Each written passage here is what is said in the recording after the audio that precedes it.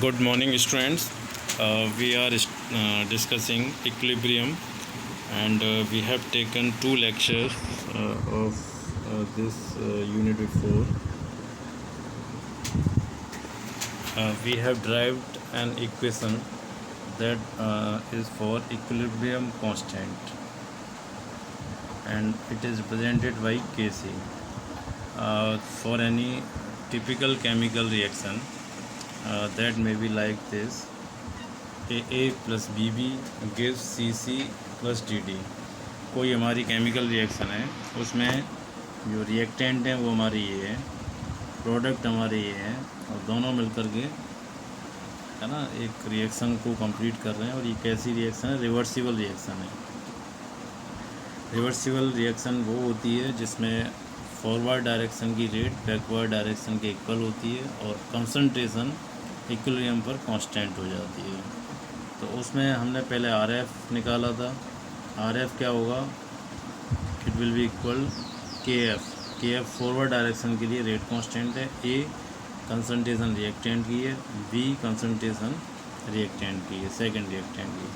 और जो A और B लिखा हुआ है ये इनके मोल्स हैं जो कि पावर के फॉर्म में आ जाते हैं। तो KF फॉरवर्ड डायरेक्शन के लिए, ऐसे KB बैकवर्ड डायरेक्शन के लिए आ जाएगा। और इक्विलिब्रियम में क्या होता है? RF equal to RV।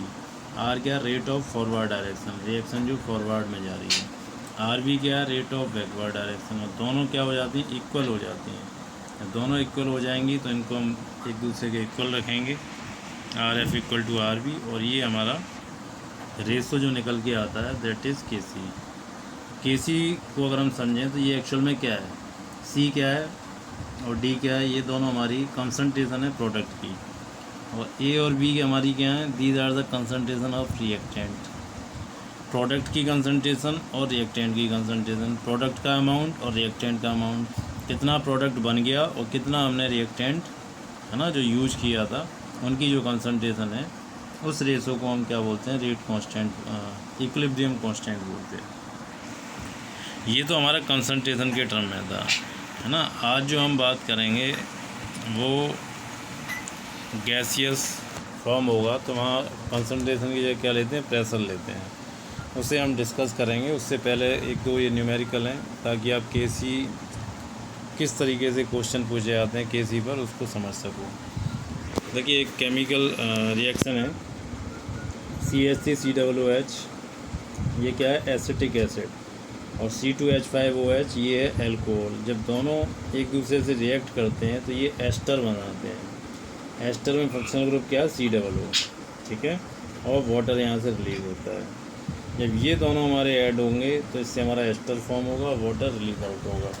तो यहाँ पर देखिए, हमने मान के चलिए जो इनिशियल कंसंट्रेशन ली एल्कोहल की वो कितनी है? 100 ml, है ना। हम ऐसे बात कर सकते हैं, एसिड प्लस एल्कोहल, ये हमारी रिवर्सिबल रिएक्शन है। एस्टर दे रहे हैं और प्लस वाटर, ठीक है। इस रिएक्शन को हम ऐसे लिख सकते हैं। इनकी जो इनिशियल कंसंट्रेशन थी ये हमने 100 लिया, ये भी 100 लिया। और जब रिएक्शन हमारी इक्विलिब्रियम में आ जाती है तो उसके बाद जो ये हमारा फॉर्म होता है वो कितना है? 66.5। और वाटर भी हमारा कितने मोल्स बनता है? 66.5। अब यहाँ से हमें Kc की वैल्यू कैलकुलेट करनी है ना। तो Kc क्या होता है? It is the concentration of product. Product यहाँ पर क्या है? ये एस्टर की कंसंट्रेशन कितनी है? 66.5।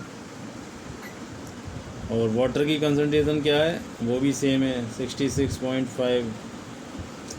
और जो हमारे रिएक्टेंट हैं उनकी कंसंट्रेशन क्या होगी? सोचिए, हम इनिशियल कंसंट्रेशन नहीं लेंगे यहाँ पर। कौन सी कंसंट्रेशन लेंगे? That will be the concentration remained at the position of equilibrium, यानी इक्विलिब्रियम पर जो कंसंट्रेशन बचेगी उसको हम यहाँ पर यूज करेंगे। तो वो हमारी कितनी हो जाएगी? 100 में 66.5 ये चला गया, है ना। तो कितना बचा ये? 33.5 ये बचेगा ना। हाँ, और सेम दूसरे की 33.5। तो यहाँ से आप देखिए जो हमने फॉर्मूला पहले ड्राइव किया था Kc का, वो क्या था? Concentration of product upon concentration of reactant, mole पर लीटर होता है ये। किसमें होता है? मोल पर लीटर। कंसंट्रेशन की यूनिट क्या है? मोल पर लीटर। ठीक है, इस तरीके से हम इसको सॉल्व कर सकते हैं। देखिए यहाँ पर ये एस्टर हो गया, ये वाटर हो गया, ये एसिड और ये अल्कोहल। जब हम इसको ऐसे ब्रैकेट में रखते हैं तो इसका मतलब है ये इनकी अमाउंट है, यानी कॉन्सेंट्रेशन है। ठीक है, नेक्स्ट क्वेश्चन देखिए, ये बड़ा अच्छा क्वेश्चन है। इससे आपको समझ में आएगा कि जब इक्विलिब्रियम वाले क्वेश्चन आते हैं तो उसको हमें किस तरीके से जो कॉन्सेंट्रेशन होती हैं उनको लिखते हैं और कैसे उनको कैलकुलेट करते हैं, है ना। बहुत अच्छा क्वेश्चन है ये। 1.1 mole of A is mixed with 2.2 moles of B and the mixture is kept in 1 liter flask till the equilibrium A plus 2B gives 2C plus D is reached. At equilibrium 0.2 mole of C is formed. Calculate the equilibrium constant for the above reaction. तो देखिए यहाँ पर जो हमारी chemical reaction दी हुई है ना, वो रिएक्शन क्या है? A प्लस 2B, और ये फॉर्म करते हैं 2C प्लस D।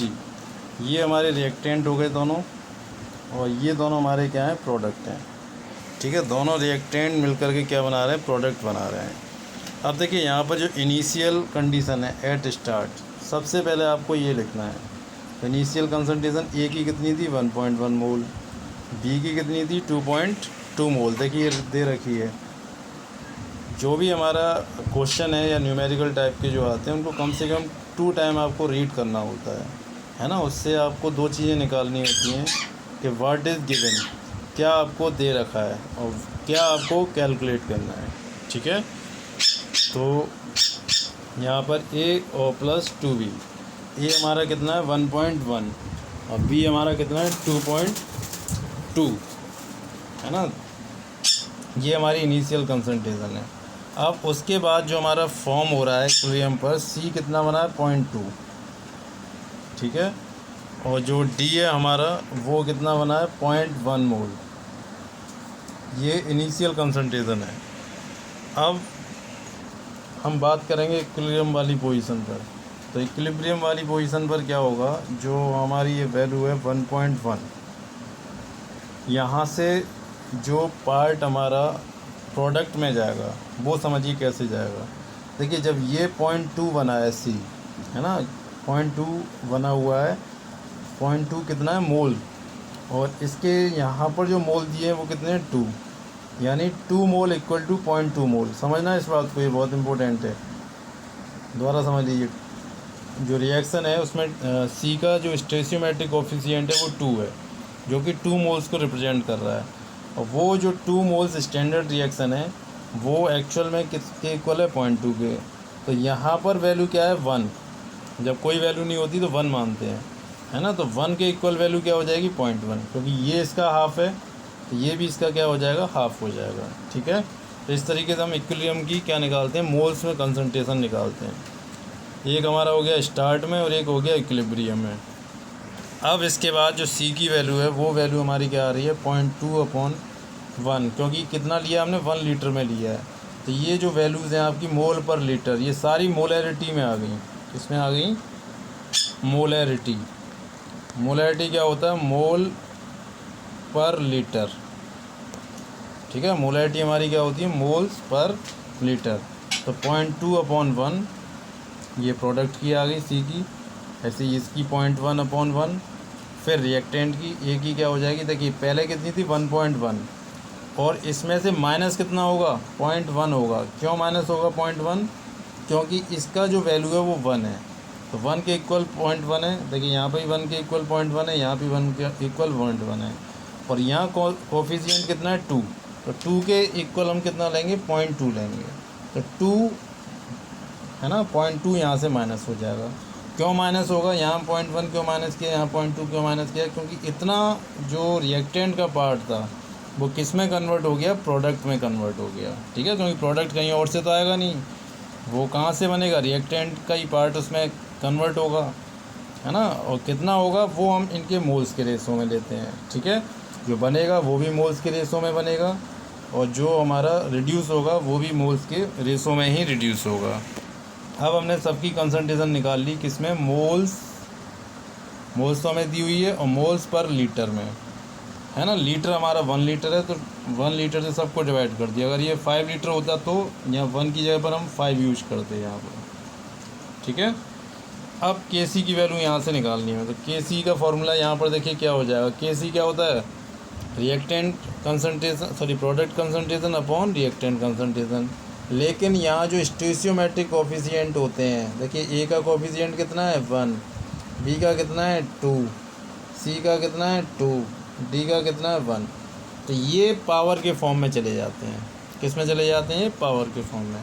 तो देखिए सी की पावर 2 हो गया, डी की पावर 1, ए की पावर 1 और बी की पावर 2।